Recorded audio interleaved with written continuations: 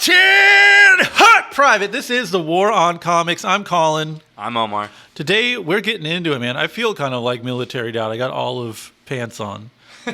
You got military green on. You got to have a little bit of like, You got some authority. Yeah, exactly. As the kids say, do the kids still say authority? Nah, no, I don't know. Where's South Park right now with the Zoomers? Are they appreciated? Do they know South Park? I don't know. I guess if you're of a certain age, you're locked in. But Oh yeah, I don't know. Play this South Park Snowball. I think it's all Family Guy right now. That shit. Really? Yeah, the meme. They memed it. They memed it into like reality. Sure. That sucks. I didn't think about that. They won the long game. Damn. Seth MacFarlane won the long game. You're winning the short game. We're talking comics today. We got two winners for our hostage exchange program. What's this?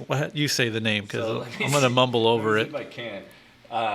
Tekkonkinkreet.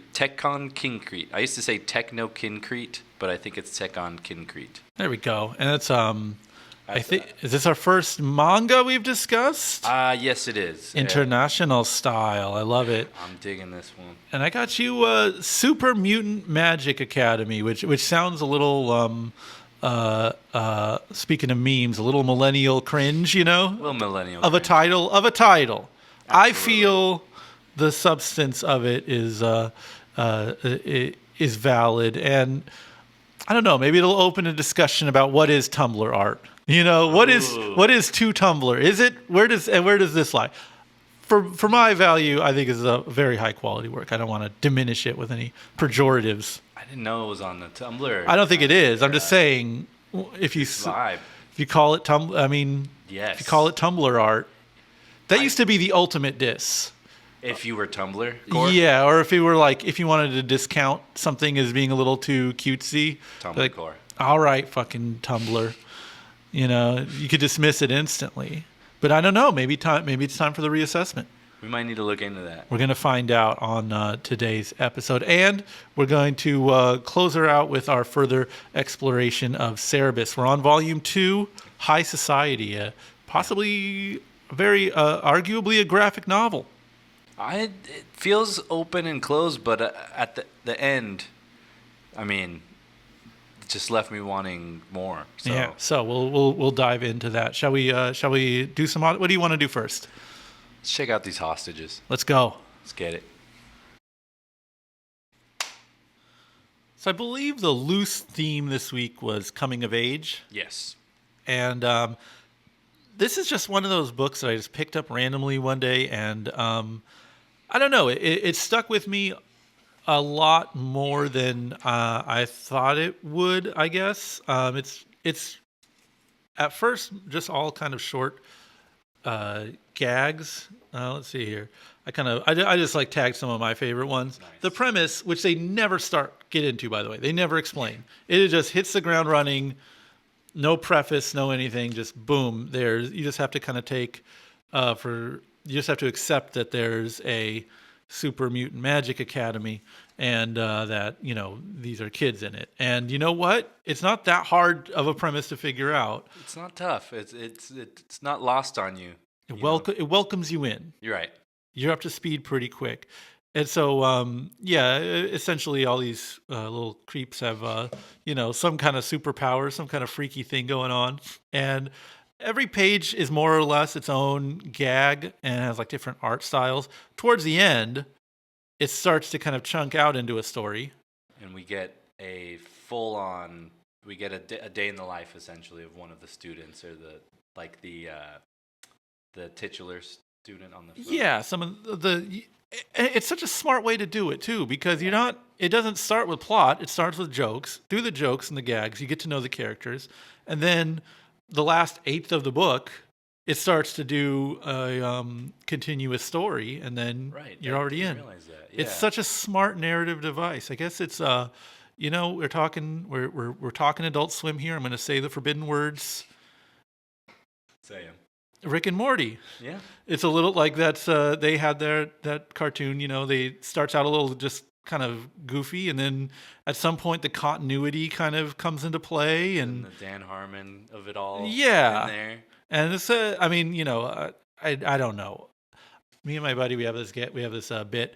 Whenever we want to talk about Rick and Morty in public, we just call it the news to like sound adult, you know. Hey, new episode of the news. Did you watch it? It's embarrassing to be a fan, but whatever. So don't, if you don't like the show, I don't care. Hey, you heard the news? Yeah. Dude, that is, I mean, it's no shame over here.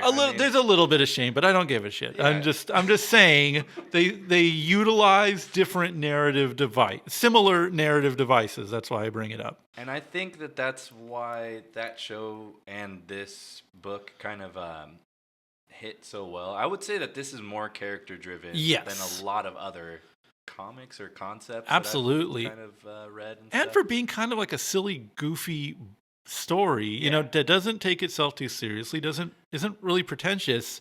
It kind of hits, man. It hits, and the jokes are funny. Let's start this one here. Yeah. Hey, you look really pretty today. Ha ha ha. Let me get. It's hard to read at this angle. Sorry. Ha ha ha. What is it? Piss. Ha ha ha. Pshaw. No, don't. Oh, you're such a liar. Hee hee. Then he kind of looks at her and he says, "You really need to learn to take a compliment." That's pure Charles Schultz. You know, this is pure Peanuts here. It's like that pure gag a day kind of thing. Yeah, what was this one? Oh my God! Wow, is that your Halloween costume? In a way, and this is sort of the not necessarily Frida Kahlo, but like, you know, it's the artsy kid. Yes. In school. What is it? I call it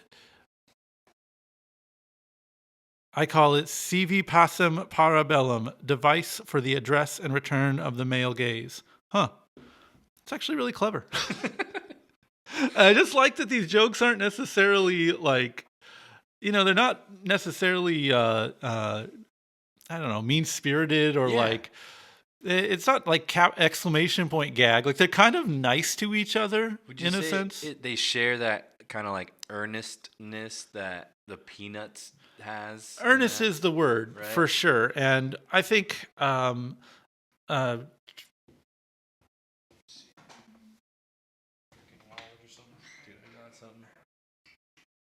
Perfect use for an iPhone. All right, back at it.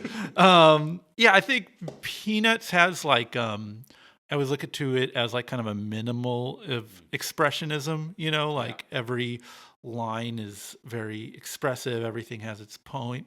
Whereas I think maybe this leaves this kind of a little bit of ambiguity. Maybe the characters aren't like blowing up in terms of their expression, but the idea is there. This, to me, this page, I think if I had to like really sum up the tone of it, is probably in this one. The two girls, they're out here. The cat girl, I forget what the other girl's power is. Anyways, say magic, why not? Yeah. She's kind of like, she tosses something in the trash, and she's kind of lecturing her about she's like, you should recycle that, dickhead. And she's like, I'm not going to recycle. This is pointless. You know, gets into the like Steve Buscemi and Reservoir Dogs lecture about tipping. You know, goes on a Reddit atheist style rant about the pointlessness of recycling. And she's like, yeah, but still, you just do it. And then she takes out the thing and throws it away. And you can see in that gesture, our girl is just completely in love with her. And it's like, I don't know. That's like everything. The theme is coming of age, and to me, that's like everything about coming of age. You're horny, you're love smitten. Everything, you know, is riling you up, and have this like strong opinions about how the world is and everything. But at the same time, they're kind of contradicted.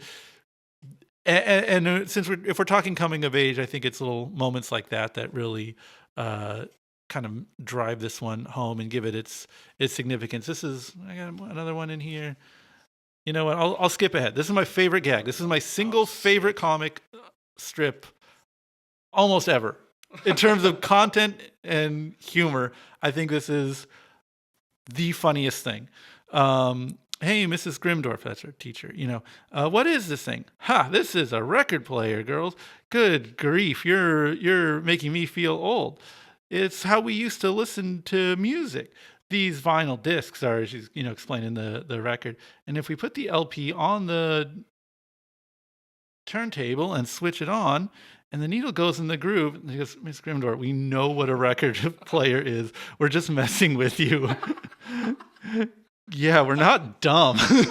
I think about that almost every day. That shit is so fucking funny. Because I am constantly, exposed to parents over-explaining things to their kids, like, oh, I bet you don't know what a CD is. Yeah. Or like they'll hit them with, records. Before CDs came out, we listened to these. It's like, your kids don't know. Like, this time, you're on a timeline that your children are not exposed to. But I think it's if I ever could find a comic to sort of illustrate the maxim that maybe teenagers know a little more than we give them credit for. It's the funniest thing in the world to me to just say, like, oh, what is this? And they start explaining and be like, yeah, I know what that is. I'm just fucking with you. It's such a teenager thing to do. Of course. Yeah. Like, to the old, teacher. That's the other funny thing about grown-ups. Those squares, They're trying to teach you something out here. They love it. It's their favorite thing to just be like, I know. Let me put you on. I'm gonna teach you. Yeah, I got something for you. To someone who does not give a shit, And that's just the attitude, though. I like you were saying that kind of like, not that like Reddit position of like our main girl's kind of attitude. I just like that they all have kind of like that, not that punk attitude, but it's just that fucking angst. Yeah. They still have that teen angst, all of them, even though most of them are sweet kids and they just feel they're just at an extreme right now. Right. And it's like, there is this, on the next page you see this like dinosaur girl and everything, but it's like not an issue. Just not really a point of the comic. And it's a really great trick that they pull, I guess you could say.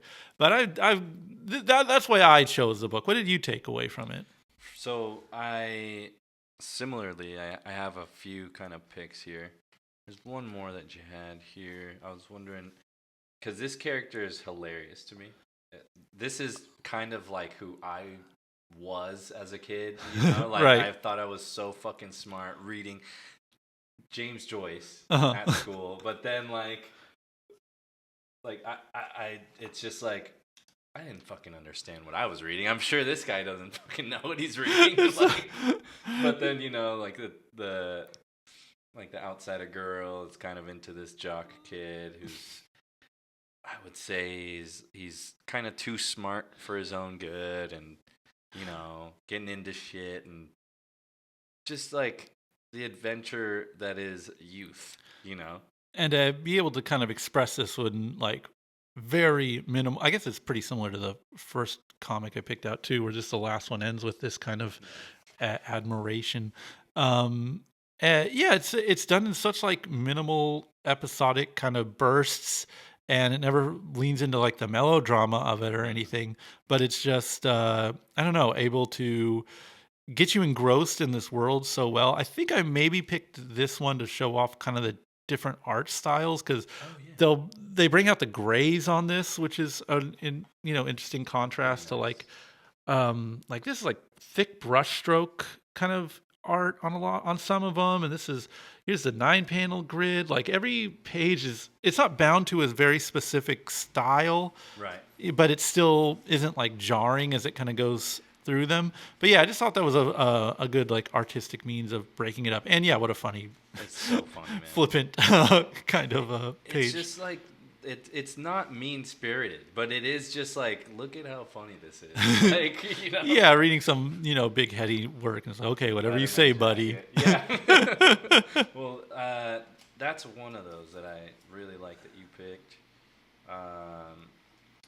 I do like the different styles. This is one of my favorite 2-page spreads that I was like, this to me encapsulates what the book is. It's still funny, like gags, like high school gags here. We have our homegirl on the broom. She's taking a ride. She gets poked by the branch. Starts losing hot air and just falls, and it's like, it's just a funny Yeah, no, like to be able to do something that's like wordless in addition to all the pages that are, have funny dialogue. And then it's preceded by this story, which I felt is like also kind of in like that. You know, in Pan's Labyrinth, like the little girl, she's in like a dark world. It's tough, right, and then she finds this like beautiful fantasy space. This is kind of what that felt like. Yeah, and I don't know, kind of a nod to Swamp Thing, where Ooh, yeah, with there that you whole go. like what do they call it, the green, right? Yeah. That kind of other world that he slips into there, and I guess Lingo. it also never like as much as it is character driven, it doesn't really lose or sideline that like magical and supernatural quality that the characters true. have. They'll still lean into this kind of more surreal storytelling. I don't know. I'm just always impressed with this book because it does so much and it's so easy to like. I don't know. It's something that you should just read and kind of toss aside or like see on Instagram and be like, all right, yeah, cool, and then just kind of like process it in your brain really quick. But I don't know, for some reason, and I suspect that reason is because there's just good craft involved, which is like a very, very impressive work. But for being like so easily digestible, I think there's just so much substance, and it's a really interesting book that just I kind of keep coming back to. I agree. I agree. There's there's so much at play here, and look, there's some like different like inking styles on both of these pages. Yeah, look at that. Like again, just like a real thick. I assume it's a brush. This one here. And then some kind of like thinner. It's like a pen. Yeah. Felt pen, kind of. And it's never. I don't know. Maybe it's like contributes to just the page turning aspect of it, where it's like you're not getting bored or it doesn't seem like they're just falling into some like comfort zone or whatever. It's just very well executed. Adds a little spice to it, It's absolutely. It stays universal without it fucking hammering concepts over your head, or like you said, the dramedy of what could be like what you see is common in like teenager shows or whatever. Like, right. It's so soap opera. It's so dramatic. Right. This is just a funny ass fucking like you turn into the Blob after a long day at school. That's pretty funny. Let's see. I think I picked this one because this reminded me of like all those D&D days that you have. Okay, I'll read this guy. Yeah. So it's like, oh, don't forget, Jeremy's bringing his girlfriend tonight. Why? You guys are being jerks just because she's a girl, and our character here is a girl. No, we're being jerks because she's a girlfriend. Yeah, a non-gamer girlfriend. Boo. She's gonna be all like, "What's this? What's that? Why are you talking like that? Tee hee hee. Total boner killer." Not every girl is a giggling airhead, just so you know, dumbasses. Hey guys, this is Natalie. Hi all. Oh cool, your dice has sparkles in it. Socks her. Yeah. Yeah, this is like this isn't like the same kind of humor every bit either. Like that's such a good variety, and enhances the characters while also just being a good bit, right? Good timing, good setup, and everything. You have to have the preamble and in order to pay off, and it just pays off in such a satisfying way. 9-panel grid, man. That's like one of my favorites. That's just so easy. Let's see. All right. So for my last pick here, and I think we have something. Okay. So this cosmic. Yeah, the Eternal Boy, right? The Eternal Boy. The Eternal Boy. I mean, this is probably like the most emotionally driven in a way to me. Like not. I don't want to say that. It's just like impactful. It's like one of those where you would see it on Instagram or something. And wordless. Wow, like this has so much meaning, and it does. Man, okay, I'm like on the verge of like, this is very like something a single mom would post, What's the caption? The caption is like, we can all change. Kyle, pick up your son. It's the caption. Well, that's like, I mean, it kind of ranges to like It's deep core. Well, Tumblr core is right here. Well, the character is this exploration of like what is eternal life, what is infinite. It's like, issues that very obsessive, Grant Morrison-y metaphysical comics would dive into and expand upon and, beat you over the head with. But they kind of bring him up throughout the book, and he's always going through these like, his molecular cells are breaking down and recombining. And it's like, if you look at what, eternity is on a cosmic scale. Dude, the sci-fi Sisyphus right story. This is like what is it, a they them or is it a she? It's completely as much of a trope as like eternal life is in literature and genre fiction. It's like, what does that really look like? And without, again, there's no words here, there's no deep lore, there's no like the continuing saga of, it doesn't really hold your hand and tell you what it's doing, but it sort of is I'll bring it out. It's a meta commentary on what the nature of immortality really is on a cosmic scale, and it's to see that slipped into what is cutesy little gags is like pretty heady stuff, and I think that's what makes it impactful. I think if it was all something like that, it would be a little droll. I would be bored if it was, and all of these are good. They're not like, there's not a miss in there really. Yeah. Like for any of these really, I liked every single one. But I wouldn't want this solo. Yeah. Way. I couldn't. The little vignettes broken up are what makes it. And I think I marked this as sort of the beginning of this continuing story, which again, to kind of go back to my issue of like variety, it's like you give us gag, single page, isolated thing, and then all of a sudden we're in full this story. Story based around prom night and whether they're going to go or not, and the sort of misadventures and the pairing. Like this is very like CW Riverdale style, where the characters who don't belong together get paired up and find they have things in common, yada yada.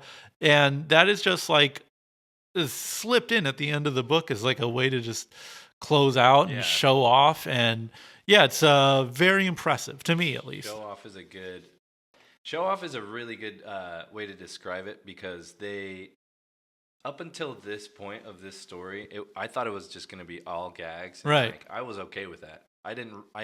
For me, I was satisfied just knowing like the gang of characters, the whole cast, they were playing off each other, and like you kind of get little story bits here and there, and I'd be happy. But they decided to do this big ass, or like this story to cap this off. And I'm wondering, was this like a online comic first? I don't know. I know nothing about this book. I've never looked into it, which is probably like, my fault for not. It works as like its own thing.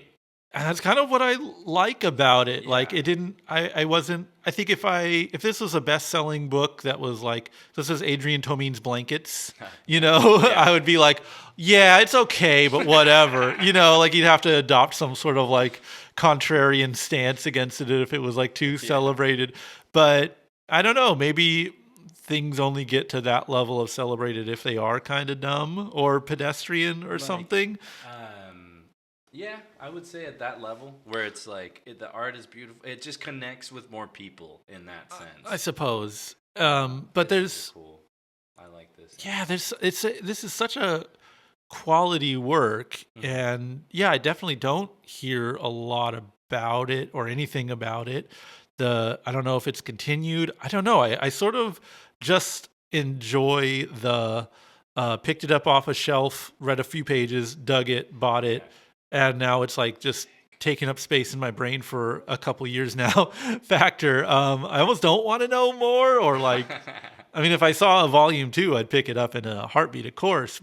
And if I saw anything else from the author, I'd snatch it up because it's, very impressive work. But I also don't need to. It's like complete. It's good.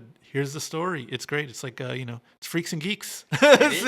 Complete, like, totally. Could you tell more of the story? Sure. Do you need to? No, just enjoy it. It's just that's a a window in everyone's life that we kind of all experience, and it just passes by. Like, it's kind of like this book. It you know, that fucking Ferris Bueller quote, "Life moves at you fast." Yeah. So I feel like we've waxed. Did you give that a little bit of Joker on that one? Life moves at you fast, Batman. Maybe some Paul Giamatti. Mr. Tully.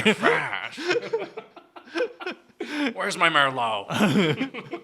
Dude, this was a great read. I think everyone should pick this up. I'm gonna pick this up. I want to learn more, but I don't want to look into it. Yeah, it's kind of like, again, it's just satisfying. Dude, if people have the picks, like if there's another book by Jillian Tamaki that we should pick up, I am down to pick it up sight unseen. I want to know more if there's more variety in their kind of work. Like, was this a side project? Did this come out like as a Tumblr post? It does feel that way. Yeah, bit. I mean, I guess that's open to that kind of opens the conversation to like, I don't know if you have this issue that I have, but when something is a little too cute or too saccharine or too easy or too digestible, it's just like, on principle, kind of fuck you, or there's something that's, you can't really be like, yeah, this rocks, this is my shit, and I don't know, maybe there's like a whole world of comic book boys that are just like, like it's just kind of secretly reading these books and not talking about them because it is so like, if you look at it at a glance, it's like, all right, Steven Universe, like I get it, cool, non-binary, fucking safe space you made here, whatever. Isn't that a wonderful world to live in, though? Yeah, and I don't know. Maybe, geez, if I'm free balling here, so go with me. But as we, swing towards fascism in America, maybe that kind of stuff becomes cooler in a sense, or like just by juxtaposition, maybe more appealing. Yeah. Yeah. I don't know. I mean, I'm definitely I'm definitely softening my stance on the whatever weird furry adjacent, like I'm also, I mean, I'm in my 40s here, so I'm trying to like stifle that like, bitter old man. Yeah, I got to stifle that a little bit. So when I see the kids come in and they're a little freaky, I try to be like, all right, do your thing. Cool. This is cool, actually. This is good. You're not fucking a little Hitler Jugend over here. Right. That's nice to see. It's a difference that is like something that you feel okay being like, okay, this is a freak, like in a cool sense. And like honestly, maybe even 5 years ago, I would have just been like, okay, fucking like your little, I don't know, maybe. I guess if I wanted to get a little too serious, I might think of it as like the aestheticization of leftist politics, or sort of grandstanding in a little bit of a way. If you have a bunch of I don't know, political pins all over you, and you're just kind of like broadcasting that out to the world, and you're 15 and you got it all figured out. There's a part of me that's just like, shut up. It's like that topical. Very topical humor, very topical like vibe. It could be in that sense. I'm swinging. The pendulum has swung the other way. I think at this point, it's like, be, as have some complicated self-identity issues that you're broadcasting to the world. That's awesome, man. Do whatever keeps you from goose stepping in the streets. Like you're cool to me, kid. Go on. Maybe so on that sense, maybe the Tumblr revival is like right there. Maybe it might be the time, dude. It might be the time for. I'm with you there though. With like it was kind of like cringe factory to kind of feel like it was like a confusion. It's definitely not in my age group of like.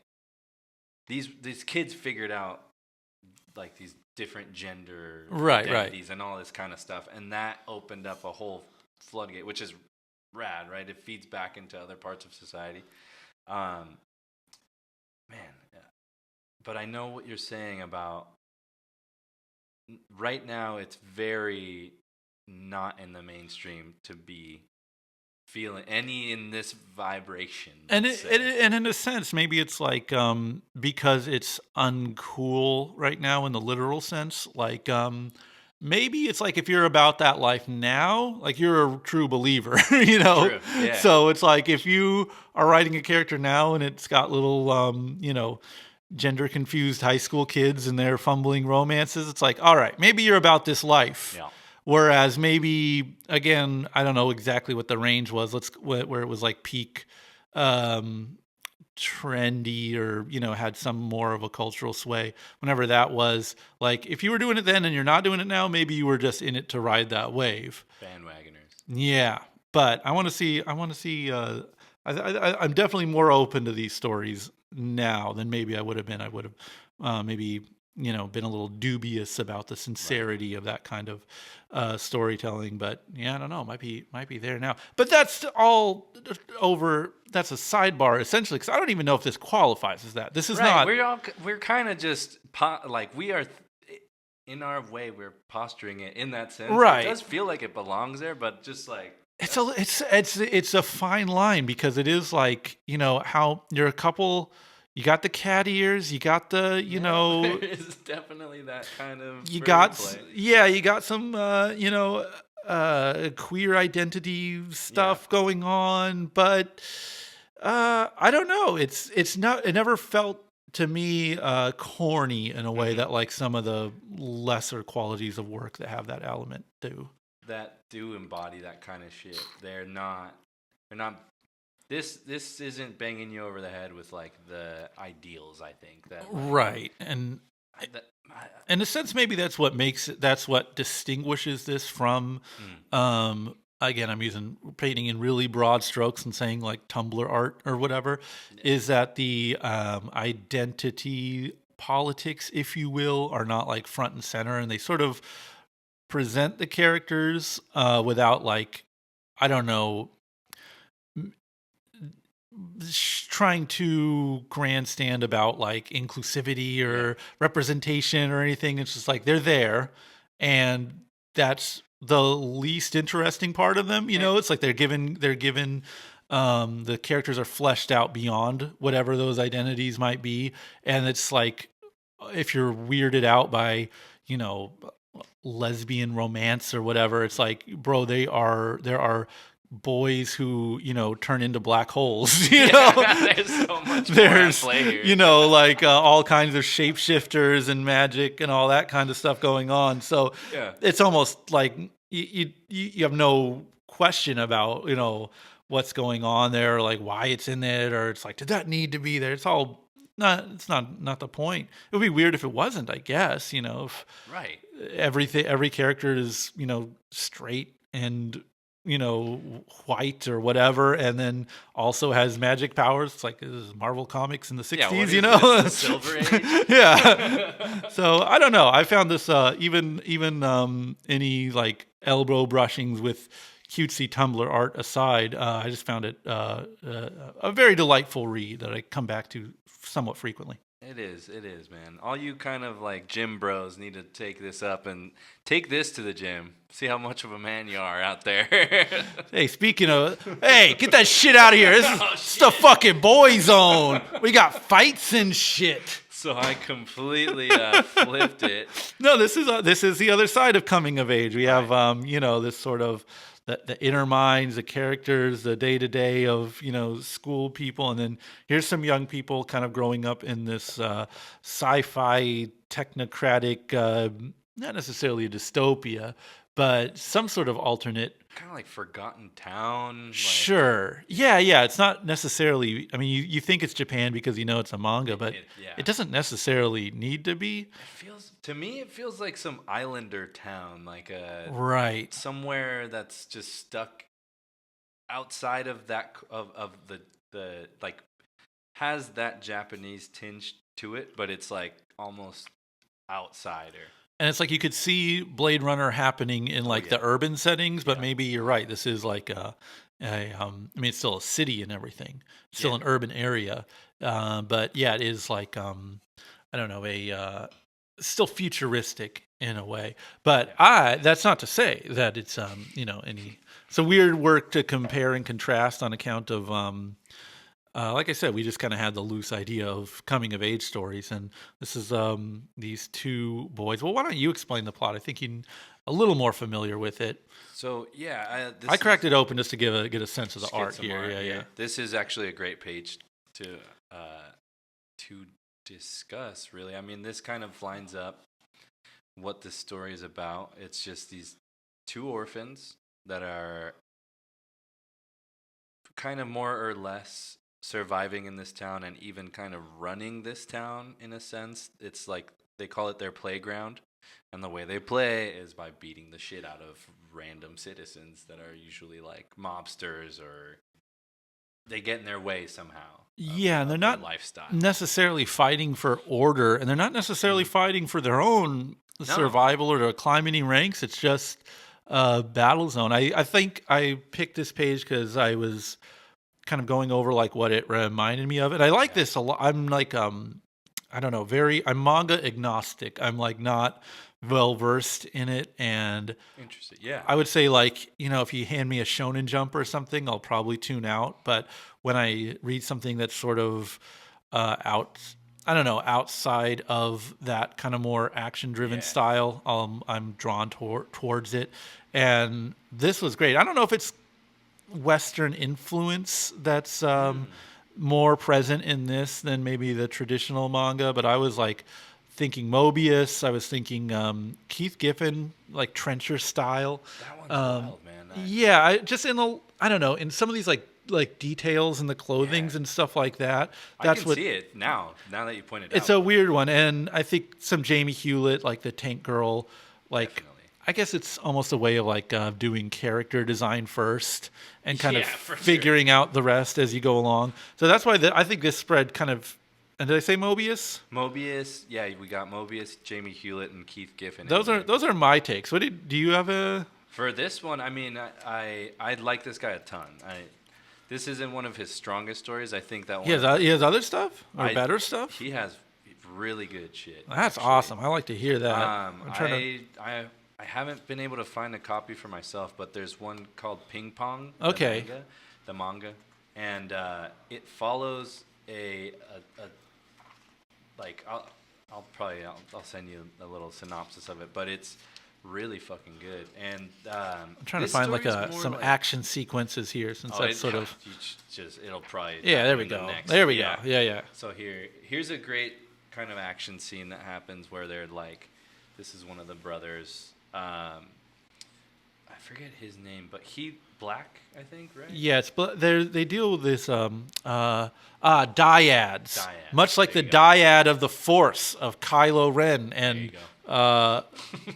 Rey Skywalker as a Force dyad. The ones we all know. You might say that Black and White are a dyad of sorts, and I think there's like a dawn and a dusk, and they play with these kind of pairings of characters that kind of contrast with each other. But yeah, Black and White are our main protagonists, and I think is it White that's it's a flip. I think White has the black hair and Black has the more white hair, just for fun, and White is sort of the brains of the operation, and Black is kind of the soul. He's got like I don't know, he has like more childlike innocence, whereas White is kind of I don't know, more of a little more jaded and brutalized by the world. I guess if you really wanted to attach like a special needs quality to White, I was gonna say it's not that's not a unfavorable assessment, but either way, I think conceit of the book is that the two are kind of needed together, and I don't know, a very yin and yang kind of obvious balance issue there. But throughout the book, Black, even though he's the main, or White, sorry, even though he's the main like getting shit done guy, he's very aware of the importance and the innocence of White and sort of protecting him, and it's sort of a charming story to read in that regard. Their relationship definitely makes the story for me. Yeah. There's not much beyond their story, like in terms of like these two. Yeah. And character development. Like this is a like John Wick as fuck story for him. Right. I yes. Though I kept kind of like pulling central ideas, and I really appreciate the comic because though it's like kind of a visual first story, I think it's like you're totally cool just like reading through and looking at a bunch of cool, detailed, super designery. Yeah, very well designed art. There's like core central ideas presented. This is one that I thought was one that kind of pops up a lot. It goes, "It's not your city, Black. Stop saying that. It's a bad habit to get into," and that sort of stuck with me as I was reading through it because, first of all, it's a very superhero trope, right? That's classic Batman, like, this is my city and my streets, and I'm going to protect it. I'm going to clean them up. And White kind of continually refers to that, despite him being warned by his senior there. Is that their grandpa, I think, or something like that? Or some kind of paternal figure. And as the story goes on, he kind of falls into this, I don't know, not a good place, I guess, mentally, or he kind of decays as it goes on, and it's partially because of his attachment to this city, and because it's his city, he has to enforce his will on this mob people, and totally John Wick style, where it's like vengeance for vengeance. Well, I guess it's not necessarily vengeance, and it's not necessarily order. It's like who put him in this role? Yeah. Like, is it one of those things where, like, as a kid, they have no father figure, mother figure. They like, there's a grandfather that did die and left them to the streets, not on purpose. They just kind of survived off of the streets. And it's almost like through his relationship with his brother, he now takes that to the like number 11, right, and turns that energy and like anger kind of onto the world around them for kind of putting them in this place. That's how I read it, because I do think that the dialogue and just the translation of it, right, you can have. I read this when it first came out as a book format, and I had one understanding of it. I thought that it was just these two kids like are just fucking shit up in this city, and that was like, I was happy. I was like, yeah, man, it definitely is satisfying as like a just badass visuals. Yeah, the visual feast, John Wick style, or I guess also a John Woo, like visually just way, which I guess is oddly the same. It's kind of the same vibe. Either way, yeah. Same river. Very, very action based, very, just, pure, just like pixie stick dust for your eyeballs. Definitely. I mean, like all these different like panel.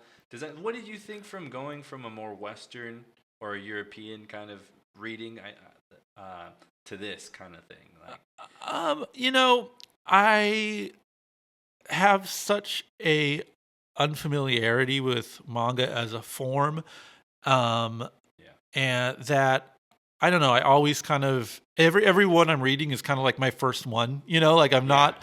I don't really understand. Whereas, let's say if you give me like some collection of Batman comics from the 70s, and then you give me a collection of Hawkman comics from the 70s, I'm going to be like, these are both DC properties. Yeah. These both were, this was the senior editor of both of these works, so I'm going to kind of read them in the same way, and with this like understanding that they're interconnected, or they're part of this larger story, that just because I'm more familiar with how those comics are, like you could hand me, here's Japan's Robert Crumb, and I'll read that the same way as I will, here's Japan's Spawn. I'm just going to be like, I have no context for this. I'm just going to kind of take it stripped of any sort of cultural context, better or worse, and sort of take it as it is. So it's like, again, maybe this guy is a knockoff of someone else who's a big mangaka. But all I know is like, yeah, it kind of looks like Mobius art to me. It kind of looks like Keith Giffen, Definitely. So I don't really have a lot of like I don't know. I guess I'm so intimidated by the form in a sense, which is strange to say because it is just comics for sure. But it's kind of when I first read manga, because I love this stuff. I love the way that they craft these stories. They are kind of just like they are super genre based. Right. So when you dive into a genre, there are certain things that define your comic in that genre, and you, as a maker, you stick to those norms. Right. Either like subverting them or internalizing them in your story and stuff. And like to me that is such a weird like it's the same but different. It's the same but different. In America and American comics, I feel like we have the same kind of ideals, but for us it's like sometimes it can feel like a not a circus act, but you're trying to flip the act. Right. You're trying to do the same story or same act, but you're like, you're doing it in a different way. You're serving the dish up a little different. Here's my superhero, but he's badass. He's sick. He'll break your back. Shadowhawk. Some Shadowhawk action. I will not have any besmirching of Shadowhawk. What was this is some foreshadowing as we were about to read Cerebus, but what was the Moon Knight gimmick? Like he has a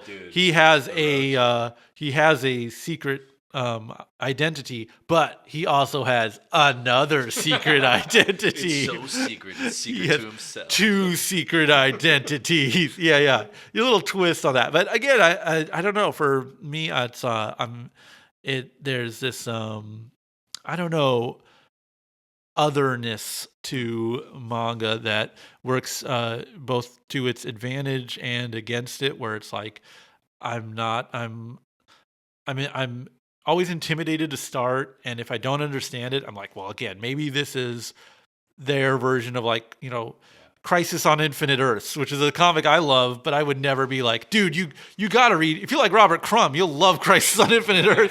Hey, indie comics reader, like you'll love this one. Look at how cool the splash pages are. There is such a weird through line though with those those American stories, right? In a way, like it has. Would you say bravado, kind of, or like is that? I mean, if you want to, if I may get a little Grant Morrison here, I do think there is some like mythology to those kind of comics, like American superhero comics, and I think there's power in retelling them, and I think there's power in keeping them alive. So even if you were to go to the newsstand and just go to the comic book store and buy a new issue of Spider-Man, whatever happens in it is irrelevant. It's just the fact that there is a Spider-Man comic. Yeah. And like, I don't know, I think knowingly or unknowingly, like in creating those myths, there is a level of importance there that is, I don't know, kind of impossible to recreate. It's Jesus Christ. I'm sorry, everyone listening to this. Just put it on mute. Go fucking wash some dishes or something. You have to. You activated my trap card, my friend. No, I think there's a consensus required in making those myths. People have to have liked Spider-Man comics a lot. Yeah.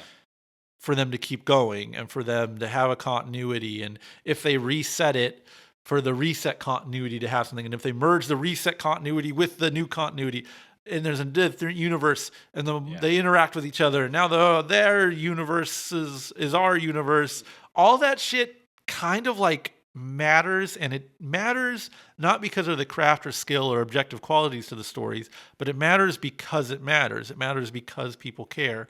Yeah. So it's like, I don't know. It's very similar with pop music. I think it's like the Beatles are the Beatles because they're the Beatles, and you can try to like argue the Beatles, and you could say the Hollies fucking way better than the Beatles. Kinks, the fucking Pretty Things. They're all better than the right. And it doesn't fucking matter. They're the Beatles, and it's like I agree with that. Yeah. And it's like whether you like it or not, it is what it is. I've heard it told that like the King James Bible is like the most important one to read, the important translation, even though it's obviously very perverted from the original text as far as translations go. But you have to think about like that's the version of the Bible that Shakespeare was reading. That's the version of the Bible that someone who was reading Shakespeare was reading. So it's like that's the one that has literary significance for the West. Again, whether you could probably learn a lot. It's a lot easier to learn the lessons if you read these modern translations that are just like, Job had a kid. Here's his kid's name. He lived to be this old. This lady had this kid, and that's like a lot easier. But when it's like so-and-so begat so-and-so who lived upon the years of which there were no after and there was no before. The lore. Yeah, and you could say like, well, that's like, static getting in between me and Christ's teachings. And you would be correct in that. But there's a literary element that you're not getting if you're just getting the raw interpretation or that specific translation. So likewise, Spider-Man is important because he's important. Because of the Clone Saga. The Clone Saga fucking matters because it's I agree. And like it doesn't really there's no it's beyond logic. You can just say Spider-Man's stupid. All these fucking superhero comics are sophomoric, but it's like there's going to be a new movie in 5 years and there's going to be a new video game and this shit seems to be around forever. Now, is the issue of Spider-Man that's on the shelves now, does that have a fucking fragment of the skill, the craft, the art of this story? Absolutely not. But what that Spider-Man has is the mythology like lying underneath it. So when you get I guess what I'm saying is like, as for why Crisis of Infinite Earths has like a bravado, a magic power when you read it, like it does. It does. It's huge. It affected so many people's minds. It, for better or worse, like it's important because it's important. And, some random Caliber Comics, superhero in the dollar bin that you pull out, maybe it's better drawn, maybe it has better storytelling, maybe it's more coherent, maybe it's more enjoyable to read, but it doesn't contribute to that larger myth building. So it's like that's a quality of Western comics that I can't really get elsewhere. That is to say that like, that might be there with, I'm sure some people are reading like Dragon Ball Z comics that are coming out this month and are like, holy shit, this is such a huge epic that I grew up with, yada, yada. And I'm not discounting that at all. I'm just saying I'm not necessarily familiar with that. So that myth is just over my head. Yeah. In a way that almost like in Crisis on Infinite Earths might be over theirs. Yeah. In that sense, it hit timeline-wise, it hit kind of harder on that timeline for you. Like, because I do think this story... I read some of these in, I think it was Shonen Jump. I think it might have been the teenage version or whatever. They used to sell an anthology of kind of like Shonen Jump-esque, in the spirit of Shonen Jump at Barnes & Noble. And I would just sit there and read all these. And this was one of the stories that I would read from it. I don't know what the title is. If you guys have that, let me know. But to go along with like with that mythology, I grew up with, being from Mexico is pretty special. We get some stuff, we had some stuff coming from Japan, from America. There was shit coming like that was not even, I think Dragon Ball Z landed first in Mexico and then in the States. and I believe it was the same for like Digimon and shit. Did you get that? What's that one? Saint Seiya. Saint Seiya, dude. That one was way bigger in Mexico, and that than never any hit of the other ones, over here, which is fucking wild because it's just Boy Sailor Moon. it's like, dude, if Sailor Moon made a huge dent here, if Saint Seiya, I think that's how you say it, Saint Seiya landed here, we play it at the shop sometimes. It would have had a bigger impact than like Power Rangers or some shit. There was a movie that came out like last year or something, or 2 years ago or something fairly like on recently. Netflix, right? No, like in the theaters. No way. Yes, I say this because I saw it in the fucking theaters as like a goof, kind of like, yeah, let's go watch this, and had no idea what again, going into it with like, I don't know what the fuck is happening, and it's like hilarious to watch to me because it's just like, it must be like if someone has no idea who any like comic book character is, and they next to you just crying. Yeah, well, I guess everyone hated this movie. It was apparently didn't do it. I mean, how many anime live adaptations do justice to the source material? Dragon Ball. It's just known that it's always going to suck, and so it's just hilarious, watching like angry anime people be like, how dare they? How dare they? And then I'm just like, what the fuck are these guys? Part of me. Why does this, just lost. It's probably got to be hard to watch like an Avengers movie and be from like some island in Fiji or something like. Yeah. I mean, those movies, I guess, are kind of like did a pretty culturally dominant job across the world, but there's still got to be people. Again, if you don't have that cultural baggage with you, seeing like even the way they present in those movies, like Thor's appearance and Hawkeye's appearance, it's like it's for people like me who are like, just raised on that stuff. Like, as I remember, bro, this is so sad. I remember watching the first Thor movie in the theaters and just seeing like a bow and arrow get pulled back. I was like, fuck. Like, I'm so like, I am such the fucking mark for that shit. That was so sick though. It was so fucking sick. That was fucking rad. Imagine what a zero that is. When that movie came out, before Hawkeye was like, presented to the world, I think even casual moviegoers know who Hawkeye is now because of how baked in he was to these huge movies. But like, back then, Hawkeye, bro, like when they brought that boy out, man, it was like, oh damn, they do know what they're doing. Yeah, that shit hit. And they still try to do that, and it still works for me. Like, I think in the last Thor movie, which also everyone hated, but I thought was fine. At the end of it, I thought it was more than fine. I liked it. I'm not going to pretend I didn't. It was a good popcorn. Like, what do they say? Those like, you want to sit in the theater and eat your popcorn with it. It's funny. It's lighthearted. Fun. People overstated how bad the last Thor movie was. But anyways, at the very end, Hercules comes out, and I'm just like, oh, fuck, yeah. I think I was the only one. I don't think that hit for anyone. People need to put more respect on Jack Kirby's name. Bro, those Hercules books, I have like a handful of like collections. Yeah. I've never read a bad one. They're always at least pretty good. Sick, right? I mean, it's silly to follow, comic book characters around when it's like, the creators are supposed to be what's important, blah, blah, blah. For whatever reason, whoever is drawn to drawing and writing the Hercules characters, it's always pretty fun.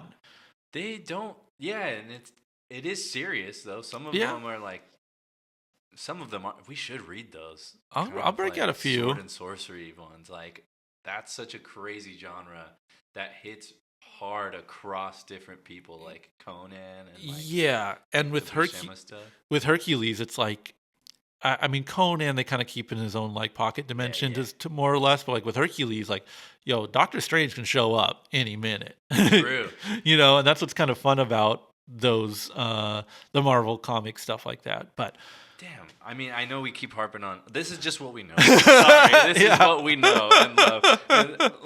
So let's bring it back to this. Going back here. I linger on here because I remember this moment being pretty interesting, where it's like, this is kind of a typical occurrence for these kids, is you see them on top of buildings overlooking the city, And they're so close, and just as kind of the moment goes by, White kind of has a little kid moment, or he's just kind of like lets his emotions out. When I think that a kid, Black, who had to grow up fast, I think it is that way, right? Or did I flip those? The older one that's like the tough one, I think his name is Black. He has to have kind of like this detachment, while also like this is the one person he loves in this world, right, and stuff. And it does have like, this is probably what I point to people when I differentiate like manga to Western comics, is that this is featured on like a teenager book. This is like probably one of the more popular things being bought out there, and actually out here as well. So like, imagine, like you say, like in the newsstands, this is what's coming out. Right. And so there are these more like emotive things, these more like emotionally, I wouldn't say emotionally more intelligent than what's going on in like pop comics in America, but like there's this kind of, it is melodrama, but it feels so authentic that it has like a special place in my heart, because when I was reading these, there was like these breakdown moments of these fucking superheroes that, like these kids are otherworldly. They got crazy abilities, but you still have these like very real like moments with these kids. And that's something that I don't think I was, at the time when this was coming out, I wasn't exposed to that outside of like adult-ish or adult-esque, or like, let's say, what's that Brian O'Malley guy? His the Scott Pilgrim stuff. Okay, yeah. Shit like that was sort of like, oh, they're kids and they have powers, but it's really fun and right, real moments and shit. This just felt like it's in the dark aspect of that. It's like a dark world, and it just gets darker. Yeah, it takes itself very seriously. Mm. It's never presented as like slapstick or I don't know,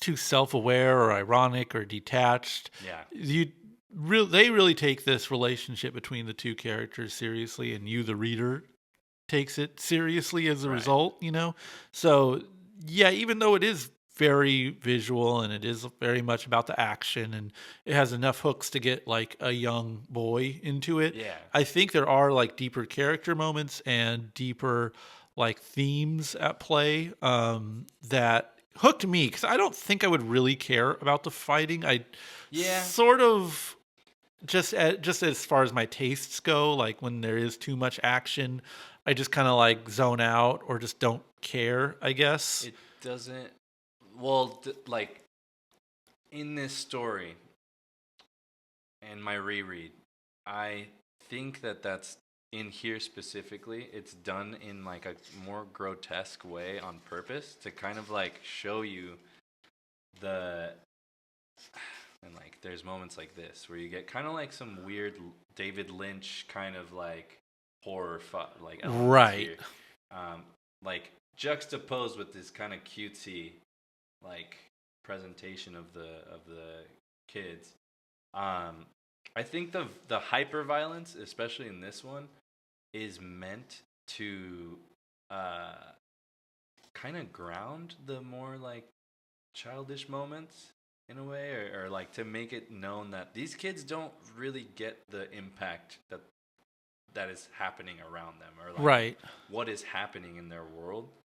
I guess it's sort of presented as just a matter of fact, Right, there you like go, yeah. It's just part of their world and their reality, and that sort of brings you the reader to sort of accept it as fact as well. Yeah, when he changes out, this is pure Tank Girl kind of style right here, almost like bordering on what would turn into steampunk, I guess, just probably because there's goggles, but that is enough. I think, to kind of like I think certain images like that for some people it just becomes their sole focus, and they can't quite get over that. Oh, he's so cool. That's going to be what I dedicate my entire life to. My wardrobe. When it could just be some, I don't know, kind of fun way to make them look visually cool. I do see so much of that Mobius like design stuff, and I do think that maybe this was.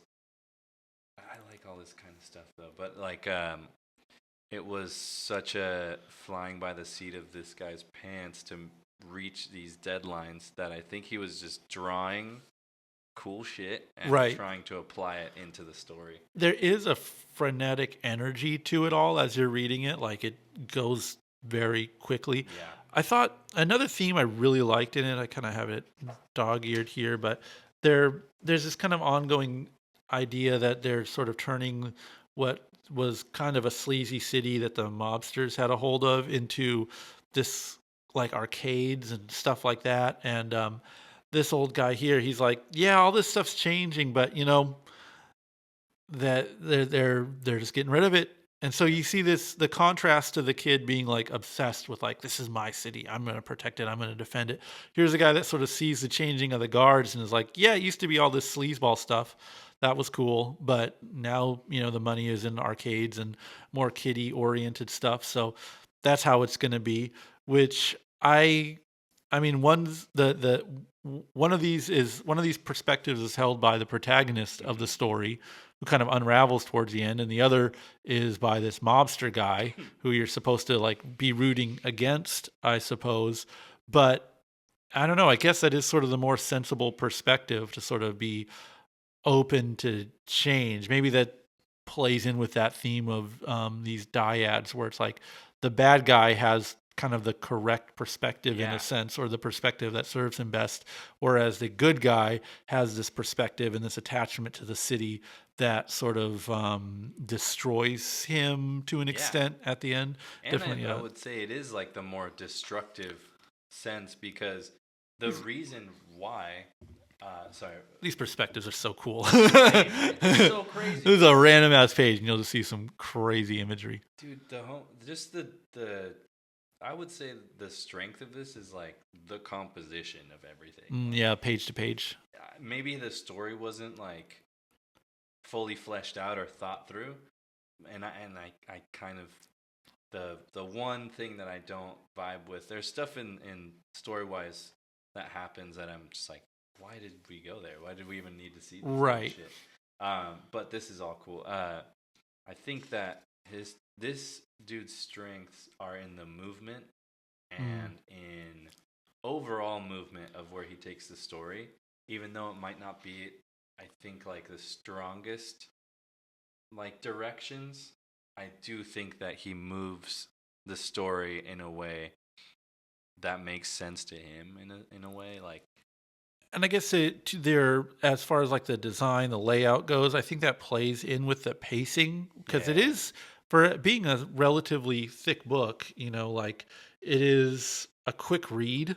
Yeah. If you let it be, you can linger as much as you want, but if you can kind of power through this and just take in the visuals and keep it moving. And that's, I think, part of the speed of the lifestyle of the kids, so the design kind of informs the story, and plays in with like the subject matter of this like high-paced action.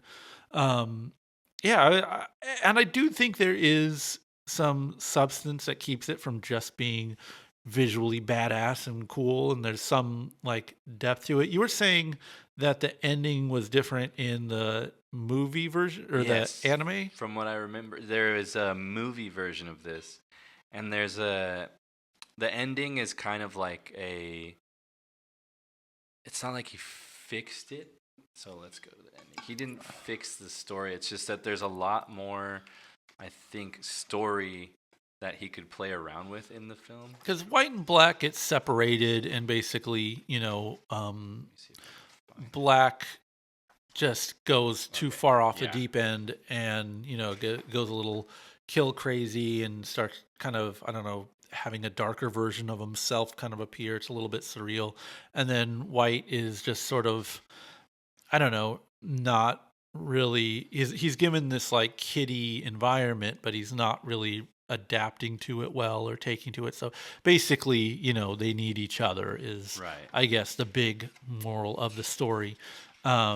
Which is toxic, guys. It's like it is codependent. kind of a toxic codependency aspect, and like there is kind of like this.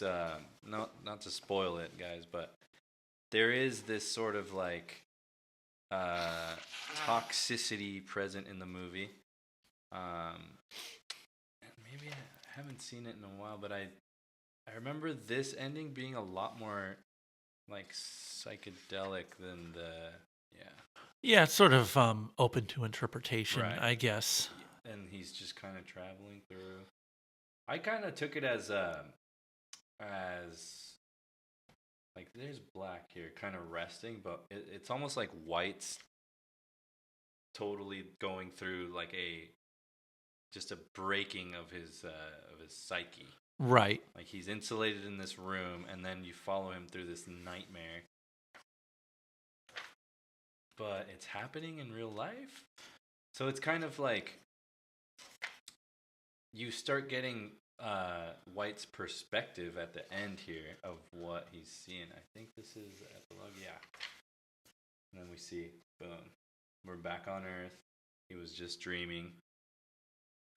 This is just what he stays in this space kind of in safety, but he's still got his brother on his mind. And this is how the story ends on in the movie. It's just the process of getting there is a little different. This epilogue, I think, is also in the film.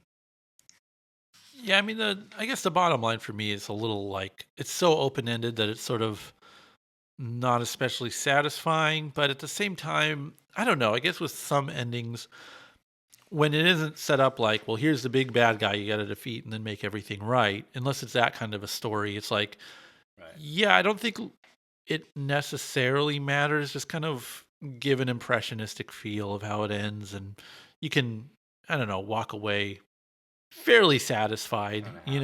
At some point you just have to you can kind of trail off. You don't necessarily need to end with a exclamation point or even a period. It just has to kind of get the sense that it's completed. And that's what I got out of this. It's like, okay, yeah, I guess they needed each other in the end, and maybe they got each other and they're happy. And sure. There's like the story circle of it all. They ended up in the same kind of space, like when they went under. Right, or they got to go to the sea after talking about going to the sea. Exactly. And it's like, whether that, maybe is it the hackiest thing to say now is like, well, was it a death dream? Did this happen? Is this in White's mind before he died? And blah, blah, blah. Like, was this his death spiral? I and do like this. Doesn't matter. I don't know. It's fine. It's, again, I wouldn't say like a strong ending, but wasn't like bad.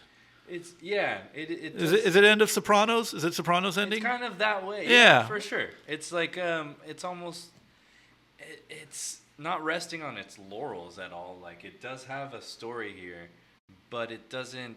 Does it stick the landing? What do they say? The journey is the yes. There we go. The journey is the destination. The destination.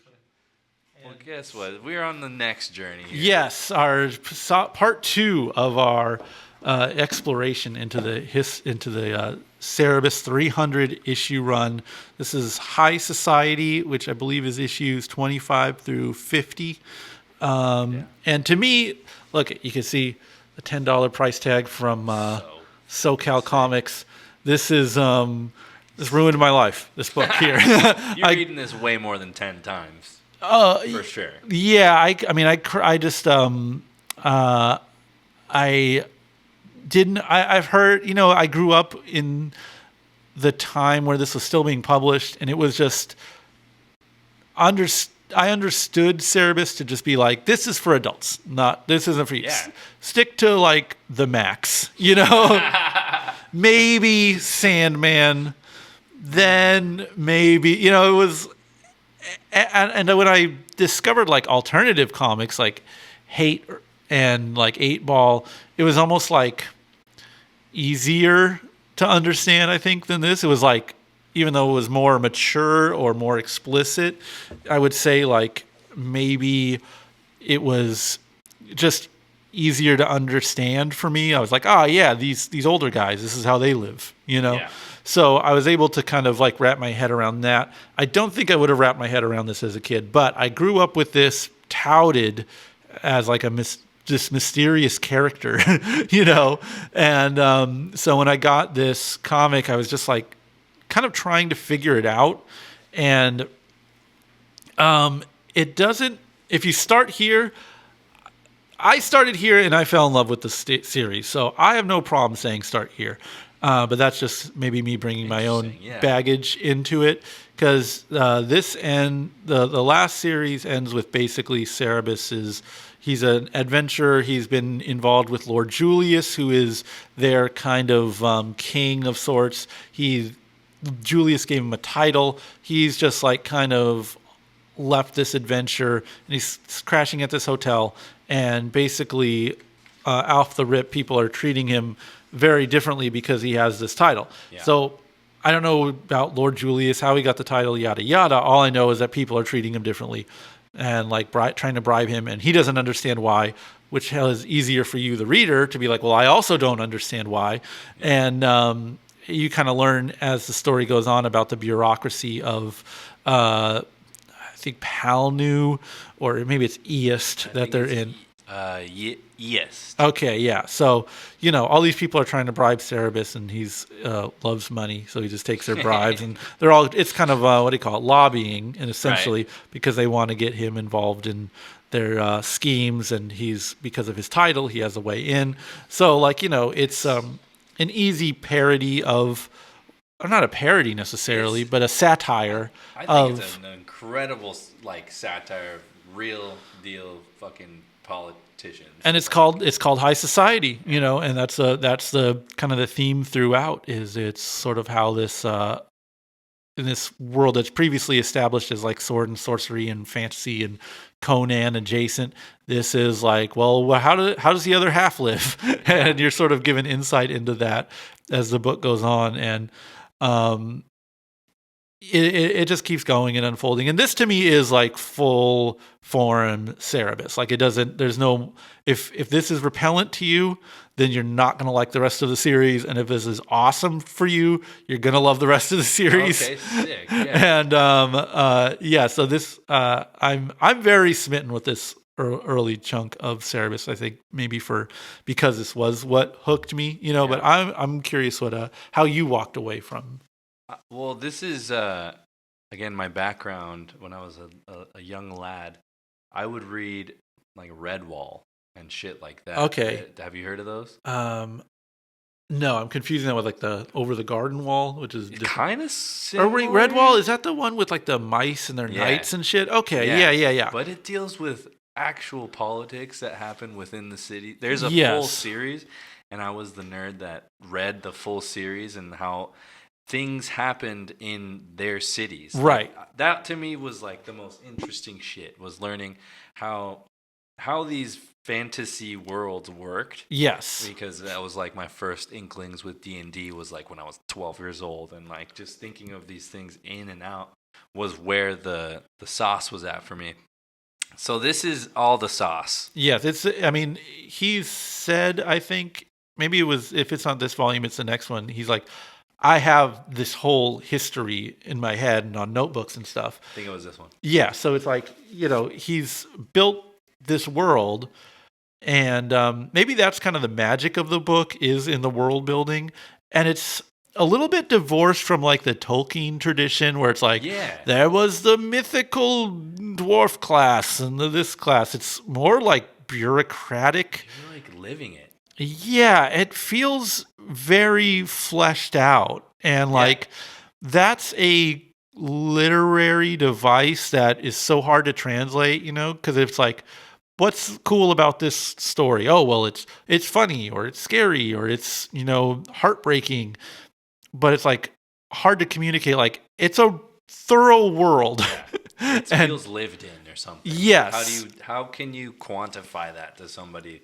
And how do you tell what is a good world and what's a bad world? Right, And yeah. don't you still need to have a plot? And is the plot any good? Are the characters any good? You still need to have all these other things in addition to having this alternate universe that has these characters, I don't know, political schools and religious sects and bureaucratic complicated issues.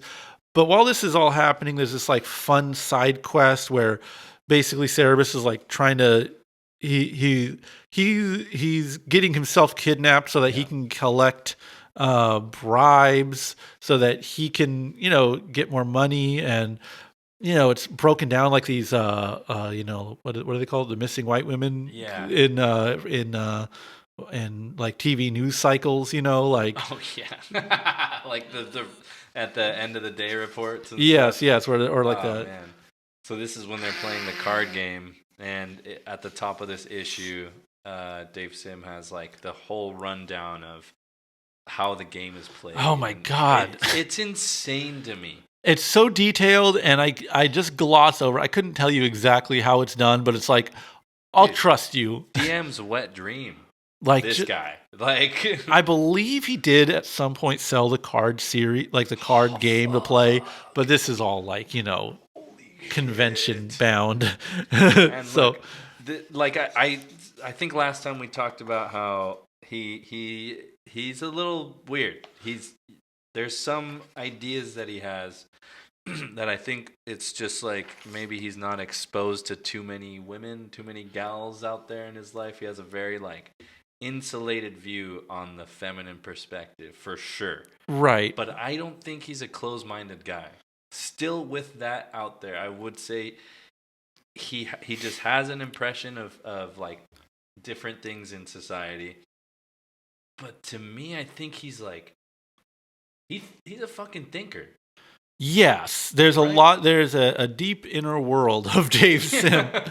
And I mean, these kind of breaks in form. This was the Mind Game series where they're every so often they'll have these internal dialogues, and it's sort of a way of fleshing out this world of Suentus Poe and like the aardvark of it all, why he exists, and the history of these anarcho-romantics, and I don't know. It's a way of fleshing out this world, and just visually.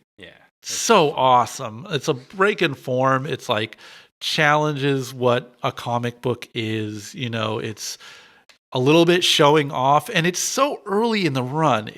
I mean, granted, issue 25, this is like, 3 or 4 years into the run. So it's not like, a fresh babe, but it's also not like a seasoned vet. It's not like, I don't know.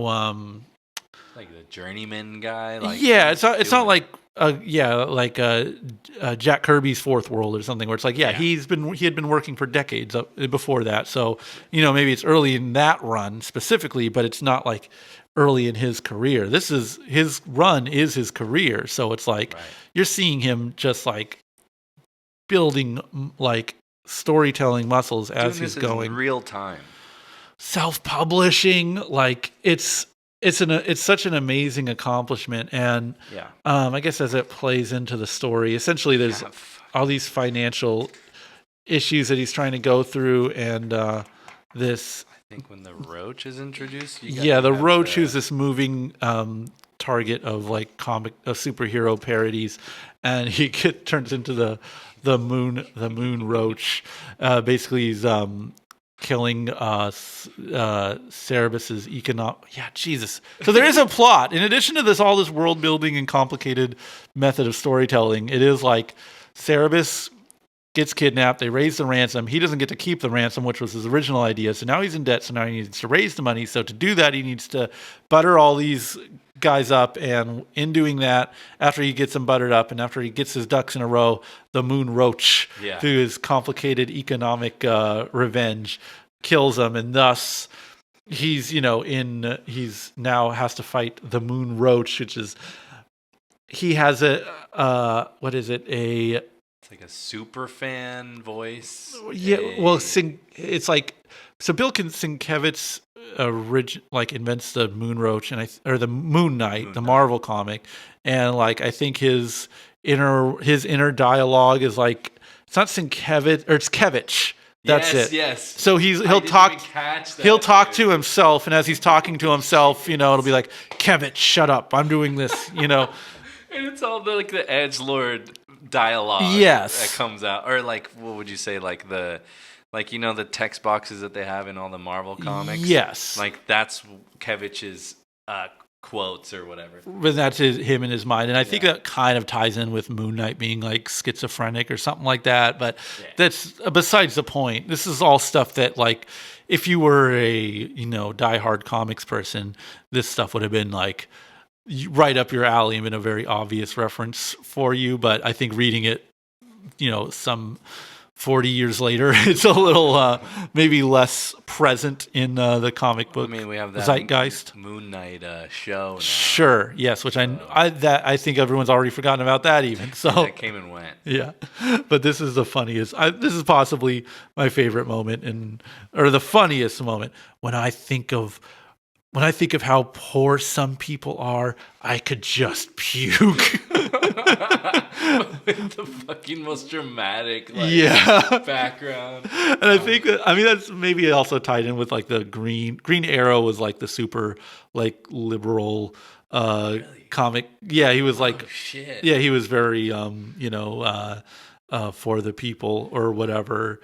He was calling Batman a fascist before the internet was. No way. Yeah. The hell yeah, that's my Green Arrow right there. Yeah, what was it? The Green Lantern Green Arrow team up was like that was like Neil Adams? Yeah, super important. Good, just a good read. Period. But then Green Arrow stuff was very like socially conscious. Yeah. As much as you could be within the comics code, and being drawn by middle-aged men, white men. My cousins used to call those the after-school specials. A little bit, all those kind of comics where they started getting after-school special style. Yeah, I think they're very well done, but it is this. I think is maybe a jab at that, where it's like, when I think of how poor some people are. It's so like the posturing is so superhero and it's silly.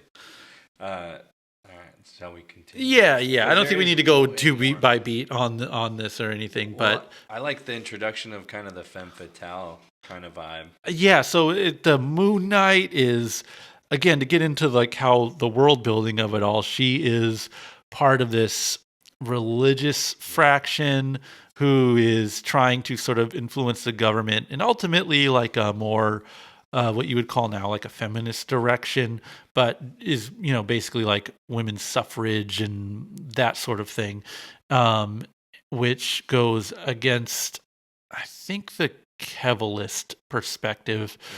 Yeah, just the fact that there's this many like religious factions goes to show like the detail that this kind of world is built in, and she's sort of using the Moon Roach's ideology of protecting the poor is in ways of picking off her political enemies, but her political enemies happen to be who Cerebus is trying to ally himself with. So you have some kind of hot pot. Yeah. He's in hot water over here. They are in conflict with each other. And ultimately, Astoria is just someone who understands how to play these politics. And you, the reader, are just sort of embroiled in this world and just along for this ride to sort of see as it unravels. And honestly, it's so complicated and there's so many moving parts. Yeah. I couldn't recount exactly what happens to it, but as you're reading it, you are in it. And it makes sense every time. Yes. It makes every turn that happens, every like reaction in it. It feels like a real reaction. As lame as that sounds, like you can't put it any other way other than these characters make sense within this story, and his full story and like the meta of it is like works. Just like you're learning about, like you said earlier, you are learning about all this through Cerebus's eyes. He's not privy to all of this world, so you get it in real time when he's learning about it. And I just like the half moon that he drops on all the people. Like, that's the moon roaches. He lifts up this fucking like boulder for unorthodox economic revenge. And this is, I don't know, maybe this is like corny humor or whatever, but it's like, but look at this. Look at the craft, man. That's a great silhouette. True. This is great rain. This is awesome lettering. Like, there's so much craft in here that even if you don't necessarily connect on an emotional level, because for sure there isn't like, I don't know, I'm sure like a Daniel Klaus type could, shit all over this comic. Like, it would. But would they? Wouldn't they be? Or like, what is Daniel Klaus's opinion on this? That's a great question, and I think it is so in its own on its own island, almost by design, that like it's hard to really say. And I think, Sims alienated himself from a lot of these people by self-publishing, and he was a champion of self-publishing, even for like Fantagraphics crowd. So the artsier people, like, it would still couldn't get past that it's like an aardvark, Right. So like the Robert Crumb children, just never embrace this stuff. And of course, like the the Wednesday Warriors, people who are like locked in with their characters that they follow, they're not given any sort of like olive branch because, Superman never shows up or whatever it is, it's in its own universe. And like this is a single issue here. I think I read a blog post, so I don't want to. Probably my favorite issue of this whole book, but it doesn't end here. There's so much good shit in the end. Yes. So him and Jaka have this. I pronounce it Jaka. Maybe it's Jaka. I don't know. I call it Jaka in my head. They have. It's a little bit forced, I guess. She and him just have this sort of inexplicable magnetic thing, and she's Lord Julius's niece. And the dancer at at a tavern. Yeah.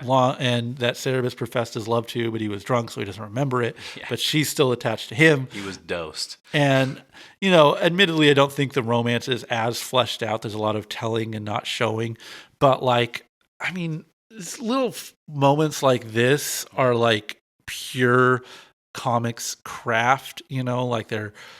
You can see what they're feeling without them showing you, and essentially Cerebus is like, I'll throw you some bones, I'll let you live with me. I know you're probably just here for my money, that sort of thing, which is like, understanding Jaka's past with Lord Julius is like, that's like a super scathing thing to be told, and ultimately like the gasp. And again, to my point about like the Wednesday Warriors, like there's nothing in here for like a superhero fan. Right. This is a single issue that is just two people talking. Arguably, you would have to be like a true romance fucking Archie's lover. Yeah, this is melodrama. Dude, and I'm not embarrassed to admit it, Archie's was some of my first comics. Right. Was like, that's what I thought comics was like. And this is, you get a little slice of it here, but it goes to show how, like, I don't know, on its own little world that these comics were. But ultimately, Jaka's like, I don't need your money.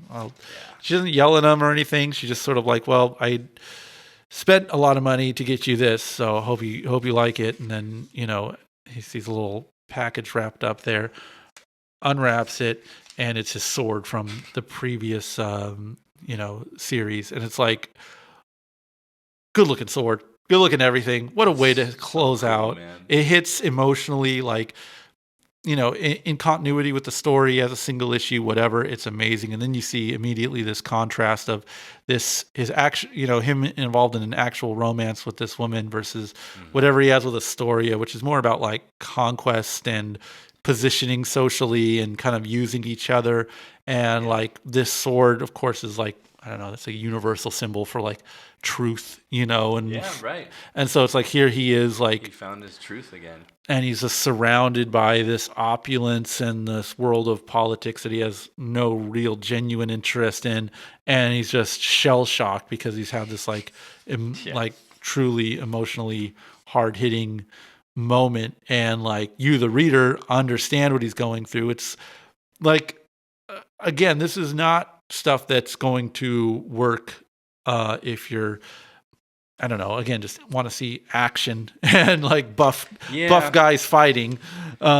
Which is like, I mean, I would say it's very not literate mode. Like this is a literate kind of thing. Like I don't know how to put it. Like when people say comics are literature, right? This is what I think of, or would point to. I would think is like, this is.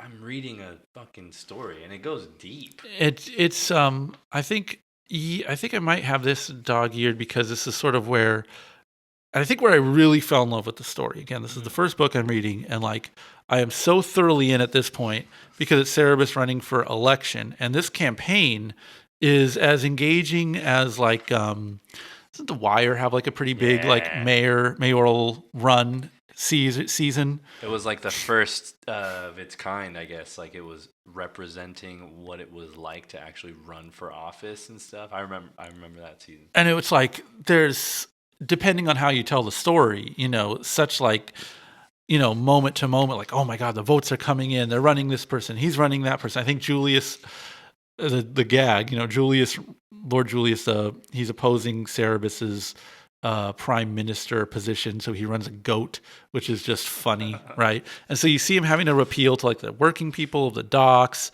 and then like there's this deeper layer because this Weishaupt guy is sort of like connected to Astoria. Like it's a densely built world. Elrod is from previous books, he's like the people's champion. He's like the celebrity endorsement. So getting like Elrod is on the side of the goat. So people that, you know, garners some favor. And I'm trying to find. He's kind of like regarded as like the hero, the people's hero. Yes. But what you see from the story is he has like that. What is that character from Looney Tunes? He's the like, Foghorn Leghorn. Yeah. He's got like that.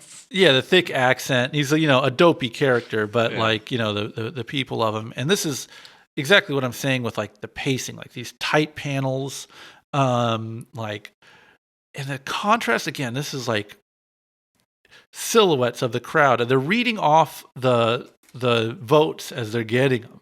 Yeah. It's just like, how do you do this in a comic? How do you build this kind of tension? I don't know of any other work that has an election be like that can, and I mean, you know, moment to moment feeling of that, you know, to the minute they're getting all the results, and then like they vacillate from like really intense emotions to being like, oh, okay, cool, like we're it's like the excitement, but also like the rug gets pulled out of them. Like, right, because I mean, you know, up until this point, you know, it was a big, thick story, right? We're like, with not a whole lot left, but we're seeing all these relationships that they built, all these kind of groups they've been appealing to, either voting for them or not actually voting for them.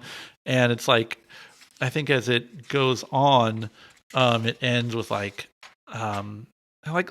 look at, again, as far as like building tension and pacing and stuff, like these panels being so densely packed, like this is all like this is your definitely who's the guy that does all those scores, fucking Hans Zimmer. This is your Hans Zimmer pulse pounding action here in black and friggin' white, and of course it ends with a dead tie, and they have to find the tie break. It's perfect. It's like that's cinematic, man. You cannot, like, it takes, I don't know of any other comic that can pull that off. And again, it's outside of indie comics, because like when you think of that Robert Crumb school, you know, it's like a guy and he's sad. It's a guy and he had sex and he wants to keep having sex, but the girl doesn't want to sleep with him. Like that's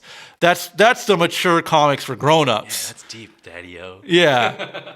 But like meanwhile this shit's happening and it's like again the superhero people don't have its back and the indie people don't have its back, and to me there's such magic happening. I don't mean to keep going on and on, but just leads to so a good chunk of this comic is again, if we're sticking with craft beyond like the literary quality, so you get used to holding it sideways, which just side note annoys the hell out of me. I hate reading. This is one of the like it bores me to tears when people do this kind of. The 90s couldn't figure it out. Somehow he figured it out before the 90s.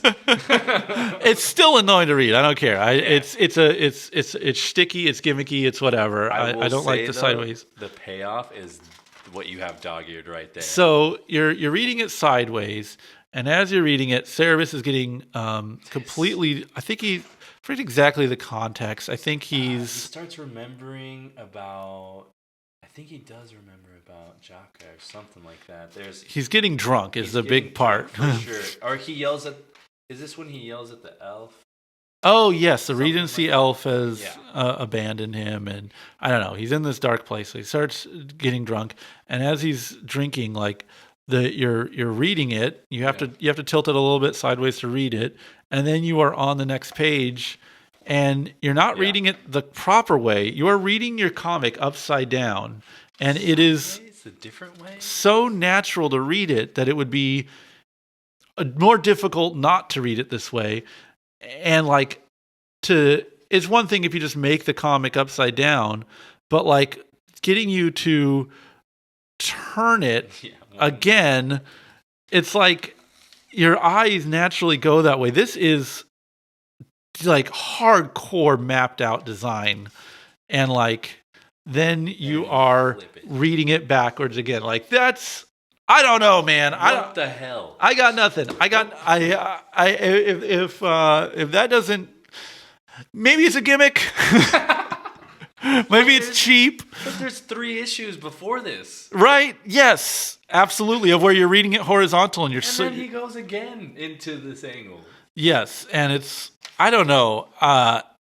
Like I said, I think when the election happens, I'm like, okay, this is amazing. I'm like drawn in. The pacing is great. And then when he starts pulling that bullshit, I'm like, I'm buying every volume that comes after this. Almost, I mean, every other issue in this is like definitely flexing. Right. His comic muscles. Like pure craft. He isn't messing with just your 9-panel grids or your 4, his panel compositions, his story pacing, like anything that you would say is great comic storytelling is in here. I think it goes throughout, like. And it is a shell game of sorts, because on one hand you're paying attention to crazy meta textural craft like that, but then on the other there's jokes, and then on the other there's this world that's like presenting itself under you, and then on the other there's like just fun these character development. There's so much happening at once, and it's why I keep rereading it, the series, and it's why it kind of broke me, honestly, because I can see that. There's nothing else. There's nowhere you can go. Like, there's certain dead ends in comics where it's just like, this is an apex of form, and if you like this, sorry. There's nothing else there for you that's like it. A zenith. This is like, and this is number 2, right?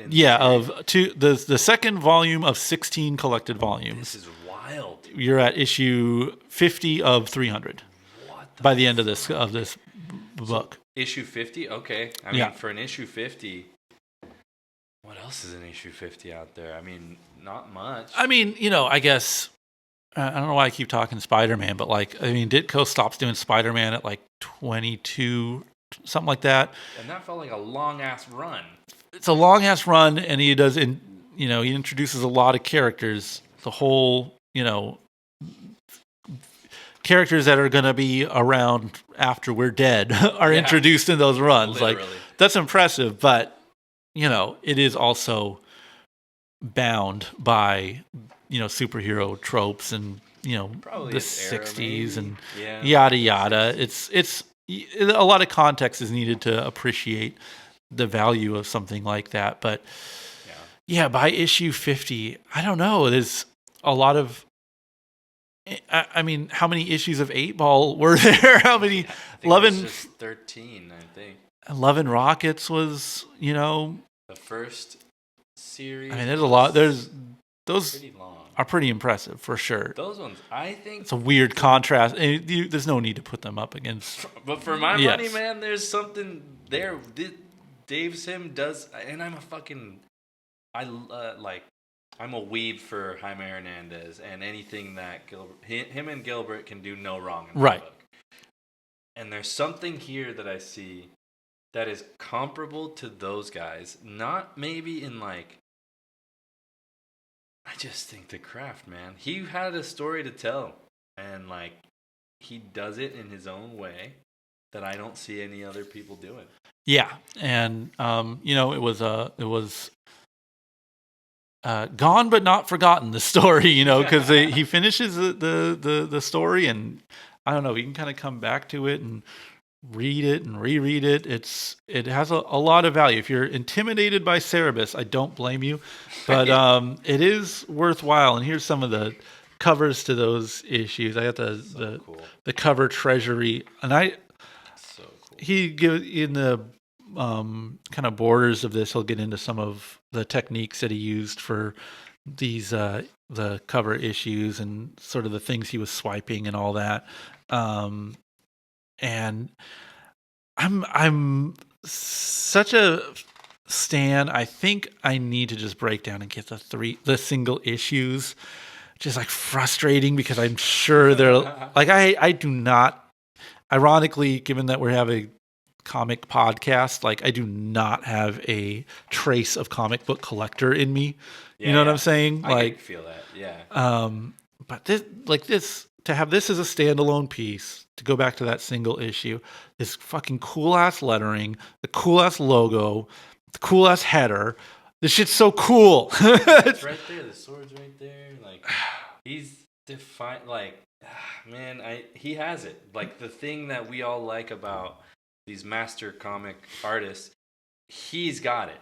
And fucking Harlan Ellison in his program, I just saw that he interviewed Dave Sim, and I'm like, damn, that's kind of early in Dave Sim's career. Homie saw back then this guy had it in him. Yeah, I mean, look at this is great design. He had that aardvark in him. Yeah, I'm well, now that you brought up Harlan Ellison, I gotta take this book away. What you got? There is. I gotta see exactly where it is in here.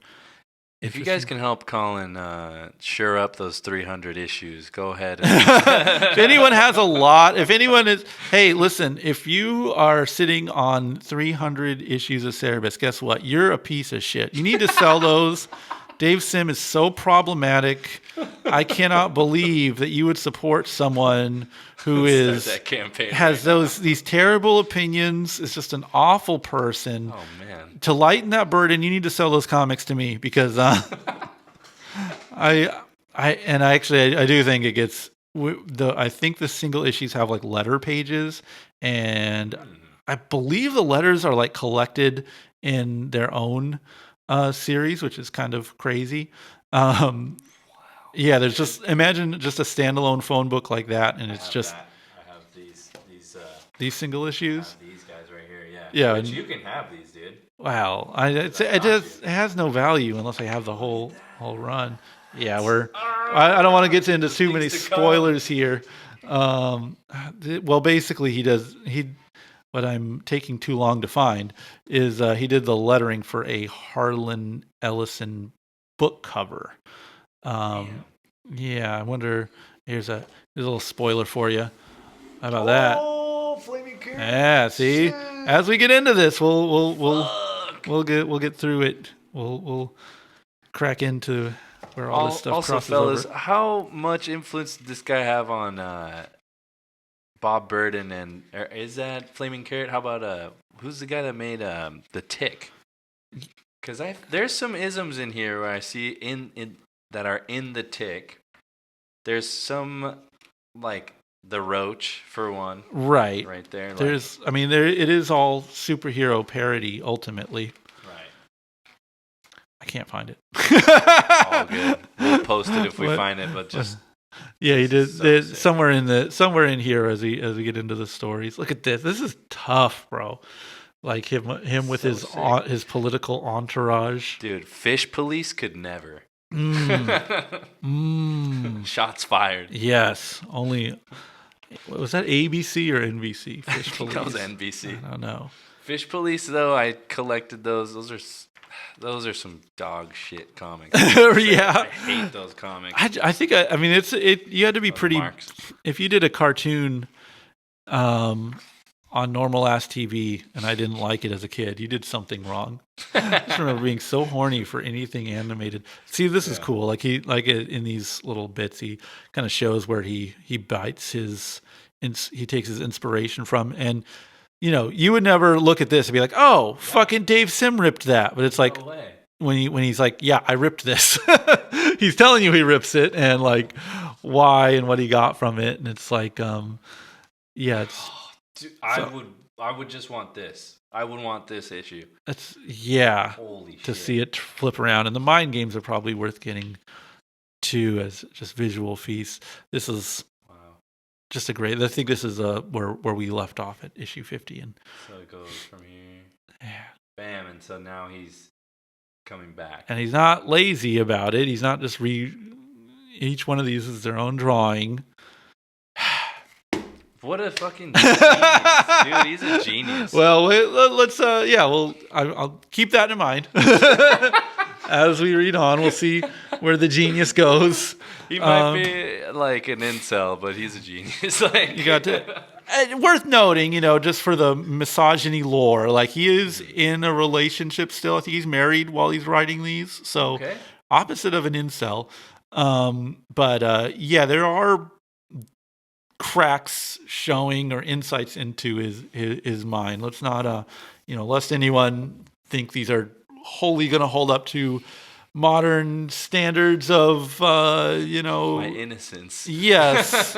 Trigger warnings and all that. There's some roughness around the edges, but for all the misogyny stuff that gets thrown around for him, like find me some comics, particularly from the 80s, that had like women characters that are this fleshed out and developed and given this much agency and distinction between them. You have like the Regency elf who's like acts like a little kid and is just kind of fun and whimsical, and you have Astoria, this power driven woman, and the love interest of Jakka, who also has this like inner mind of her own.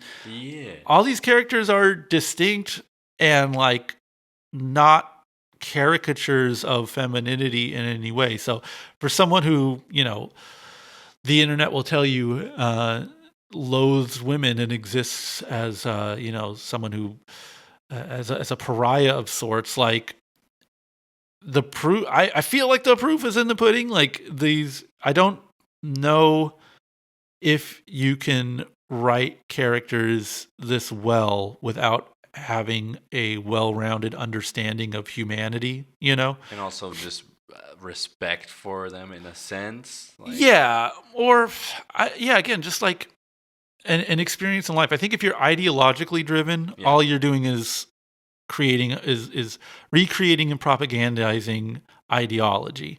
And I think there's so much humanity in these stories for being barbarian aardvark stories. Definitely in this one versus the first series. Yes, you see what I'm saying, where I'm like, it turns into something else pretty quickly. For sure.